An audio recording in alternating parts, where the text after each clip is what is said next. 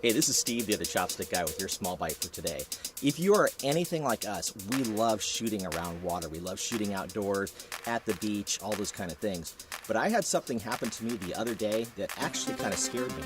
My camera stopped working as we were shooting on the beach. Didn't know what it was at first, but I finally discovered what had happened. Now, on the bottom of your camera, you've got a little slot that's covered by, usually by a little rubber piece, and this is where your battery grip will connect onto your camera. It's the little contacts. I had my camera in my spider holster, and I got hit by a wave. One little drop of seawater actually ended up going down into this connector and shorted my camera. It didn't work, but luckily I was able to clean it out overnight, and things came back to life. But what I want to tell you, this is your tip for today. This little rubber protector, always make sure that you have that on the base of your camera if your battery grip is not connected. That will keep those problems from happening. This is Steve, the other chopstick guy, with your small bite.